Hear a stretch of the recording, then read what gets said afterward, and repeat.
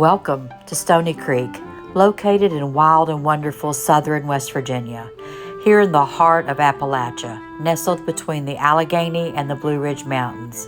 Join us as we explore a culture rich in history and historical landmarks, cooking mid-Appalachian style, gardening, DIY projects, and back porch sitting.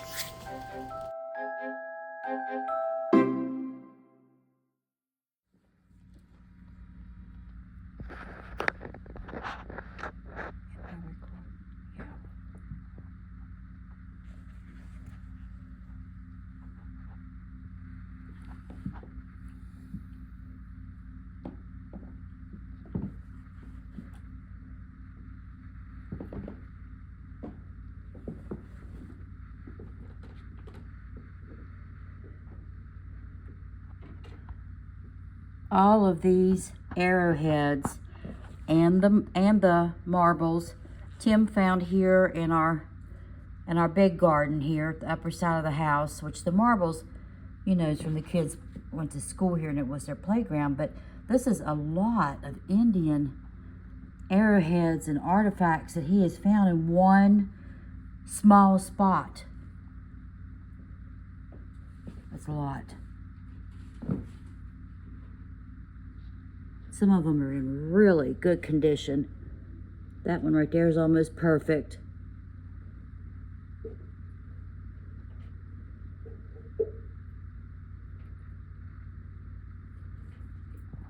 And these are pieces of flint that you could tell has been flaked off, like they were making the arrowheads. Let me show you the size of the boxes that he has them in. That's a lot. They all come from one spot. Okay, y'all, let's talk a little bit about the Indian artifacts that we have found here. Tim has found them all pretty much in one garden spot. There's been a few down here at the garage site when they dug it out that he found. But so that got me curious as to what Indians would have been here, because he's found quite a bit, as you can see, and it's very curious. And what I found was there were several different tribes, but they termed it tangentially, like a tangent. It's like this was a tangent that they took off of their main travel or their main dwelling places. This would be a tangent. They would come off and come here and maybe stay for a few months, one article said, but there's not a tribe that dwelled here in West Virginia that I can find in my research. And it was like Delaware, Mingo, Seneca, Iroquois, Cherokee. I think that's the main one. Shawnee was definitely here. Shawnee followed the New River, Kanawha and the New River down, which leads me to the Mary Ingalls story. I want to do some videos on the path that she took here in Summers County, West Virginia, and do a little bit of history on that and a video on that. But anyhow, I was a little surprised that there were that many tribes, that many different tribes that came through this area, but none of them actually dwelled here. I found that fascinating. So I also found out that as far as Appalachia goes, West Virginia is the only state that is considered totally, the whole state is encompassed and is Appalachia, the whole state. We're the only state that is encompassed in the Appalachian Mountains. So I found that fascinating. I never knew that, or if I learned it in 8th grade West Virginia history, I forgot it. I think that's very fascinating to know that. And again, I mean, we just live on a creek, you know, we live just on a little knoll. And so the idea of a lot of artifacts and arrowheads is just fascinating on this little knoll right here on Big Stony Creek. It must have been good game because of the creek. I'm not sure. Yeah, I wish I did know, but I do find it fascinating that he has found so many arrowheads. Of course, we have some marbles that he found, which was from the students playing here. That was their, according to Tim's older brother Charlie, who's no longer with us. But he said that the playground was kind of what I call the back of the house, where the big garden is. Um, Again, I'm going to turn my camera so you can see what I'm talking about. This area down there where his garage is now um, is an area where an old house used to stand. And that is the house that Tim said he can remember it burning. He lived up the road, him and his mother, and he remembers he was a child and the house burnt down and he could hear the wood popping and cracking from the heat of the fire all the way up the road. But I was never up here and I don't remember the old house. All I've ever known is to hear the schoolhouse. And the chestnut tree here, which I think I've mentioned in my first video, apparently it was like a project that they did in school, and some of the children planted trees. There was 2 or 3 chestnuts here. Tim had one of them cut down because it got so old and so big and it was over the barn. There's a hickory tree planted down here in the bottom of the yard.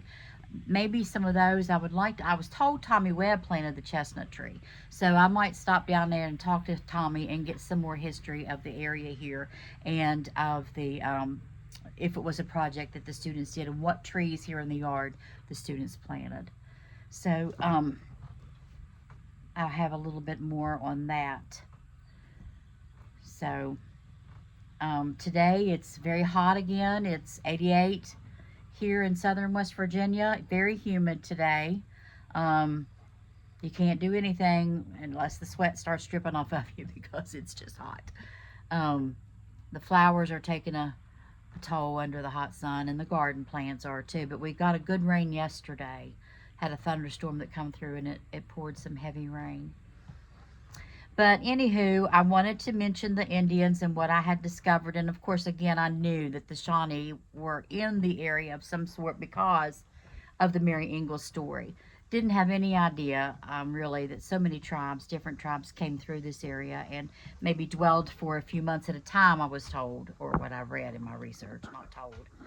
And I just found that fascinating. And I was trying to remember, in 4-H camp, we had 4 Indian tribes, and it was Delaware, Seneca, which Seneca was a tribe here. Got the Seneca Trail named.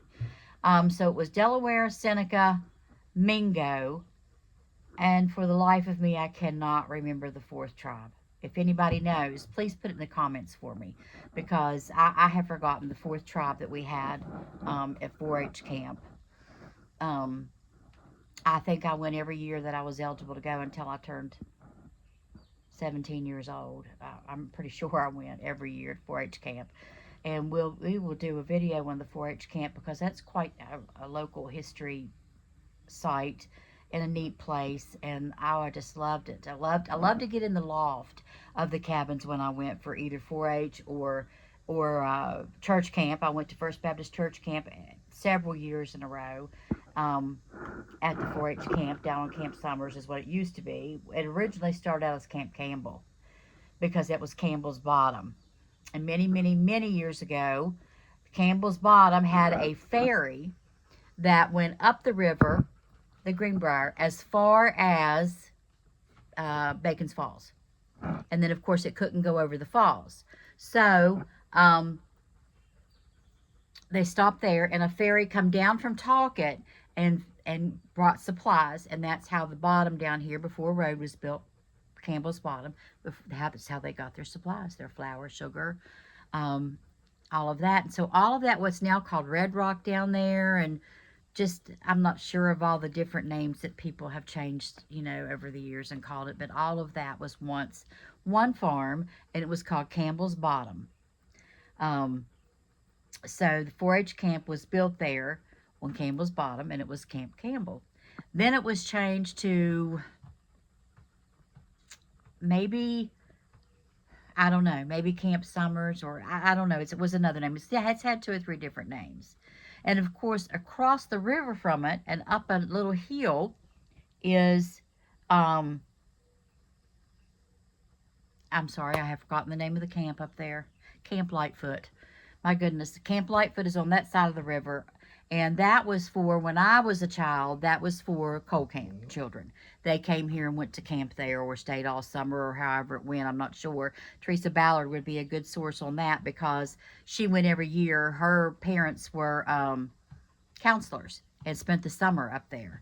Um, at Camp Lightfoot. So that's also very interesting. And I can remember a time or two when Camp Lightfoot would canoe up the would come down to the river, canoe just a short hike up the river, and come onto the banks of Camp Summers. And we visited one year that way. I do remember that, but I never attended Camp Lightfoot. I have been up there once or twice, but never stayed there, and never. I wasn't. My children weren't coal miners. My parents weren't coal miners, and I never attended or got to stay there.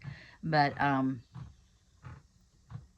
we will do a video, a history video, I think, on Camp Summers, Camp Campbell 4-H camp. We had a nighttime fire council.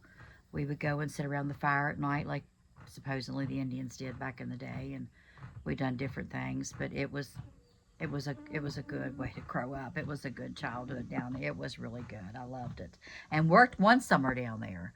I worked in the kitchen when my grandparents run the camp, took care of the camp. That they had good cooks that was there. Miss Christian was absolutely the best cook ever. Miss Christian, Teresa Johnson worked there then. I just can't remember some of the others. Floyd Davis was there. Floyd worked there, and there was a couple of other young girls that worked there, and I can't remember their names. I want to call one of them Linda. But I got to stay with them in the camp that they have, which is across the road. It was a cabin across the road. And we would get up at like 4:30, 5 o'clock every morning and walk over to the 4-H camp and unlock it and start unthawing bacon and just anything and everything, that they were going to fix for breakfast, and stood in there with Miss Christian a many a time and thawed a many a pound of bacon, and we pulled each strip apart for her as it thawed out. She was a fantastic lady. Was it Ella Christian? She was absolutely fantastic. I loved Miss Christian. Loved her. Enjoyed my summer working down there. It was not like a job to me at all. Of course, I didn't get paid because my grandparents was the ones running the camp. I got to do it for fun, but it was for fun. I enjoyed it very much. So, okay, I'll talk to you later. Okay, let's walk out here to the big garden and show you where Tim finds his arrowheads and his artifacts out here. He swears that some of the things he's found is used for other things, not just arrowheads, and so that's why I keep saying artifacts.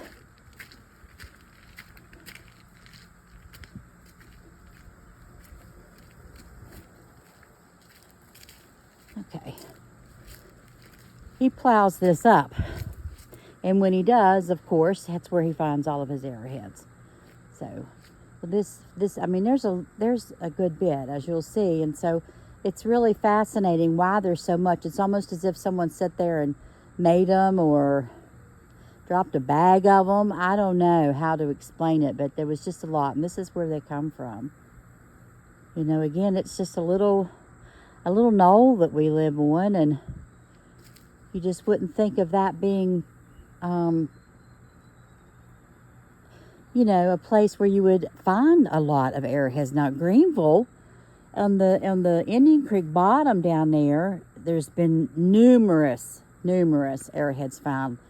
And that makes sense to me because it probably were a lot of animals. But, as you can see, the creek is way over there from our house, and so I don't get it. But anyhow, that's where they come from. Every time he plows in the spring and it comes to rain, he's out there walking, and he finds some every year.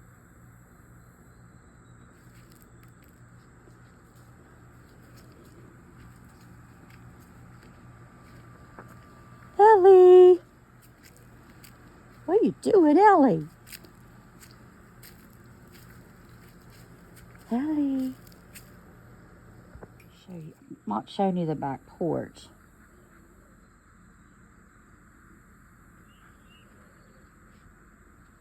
This is one of my most favorite spots in the world. I absolutely love to sit out here. I'm going to make me new pillow covers, so please disregard those old pillow covers. I'm going to work on that when cool weather hits this year. Sit inside and make them.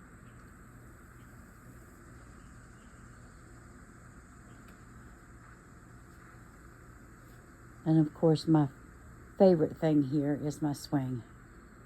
Love my swing. I've always loved swings. Always. And it was a gift from Tim. And it's probably one of the most special gifts I've ever got. He surprised me with it one Christmas. He came carrying it in, and I was so happy because I love my swing.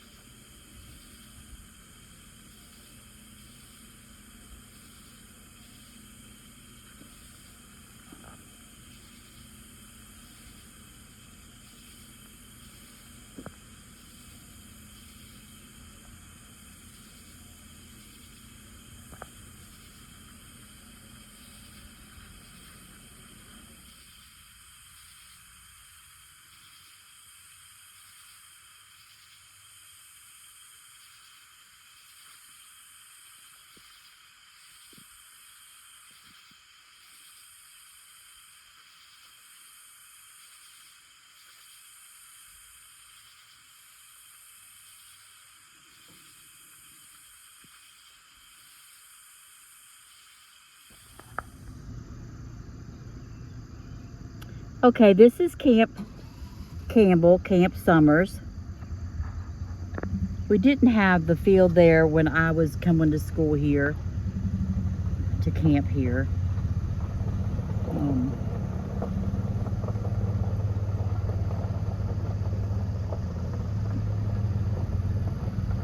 These three cabins were the boys' cabins.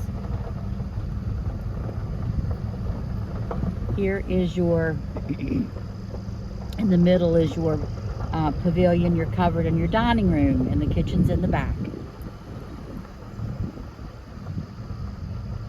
And I know back when my grandparents took care of it, there was a camp here every week, all the way up through August. There were band camps and 4-H camps and church camps, many camps. It stayed full. And whoever's taking care of it now, it looks really, really well. It's been through several floods, but it looks really good now. It's been taken good care of. So all of this was part of Camp Campbell and part of Campbell's Bottom.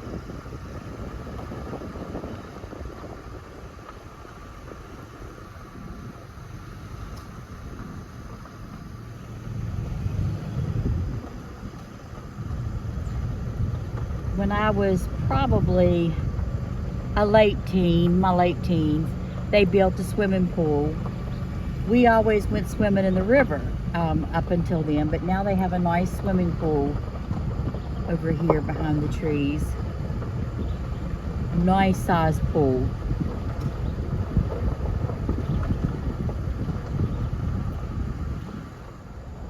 The swimming pool is over there, back in there.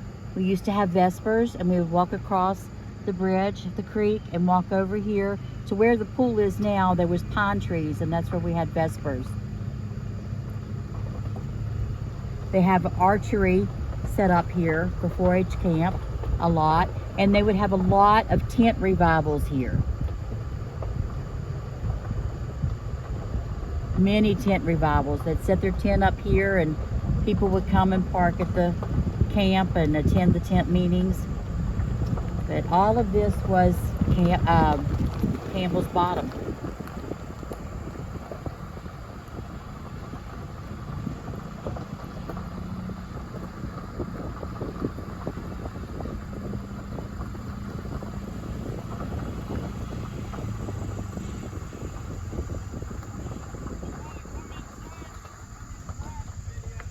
Oh, that's okay. Thank you very much, though.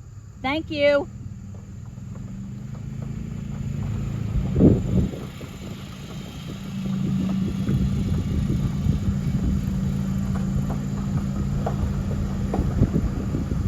And back there behind the trees is Greenbrier River.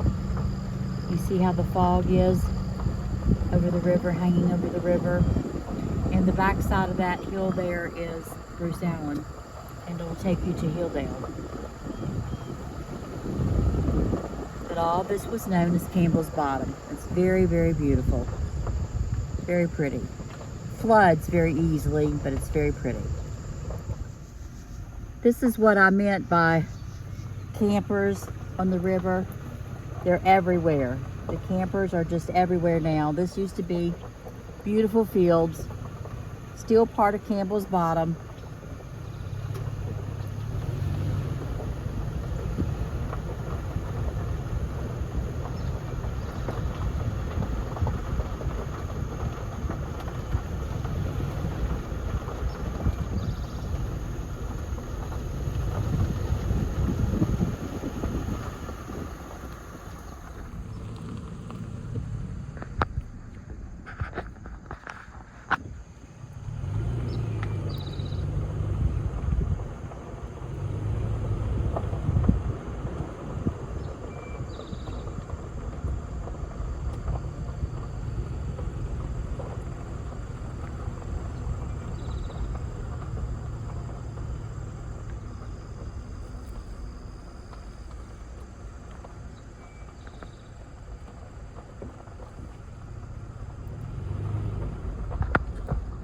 Hey guys, just wanted to say, if you haven't subscribed to my channel, my YouTube channel, and you haven't hit the like button, I would greatly appreciate it if you would do that now. So thank you very much.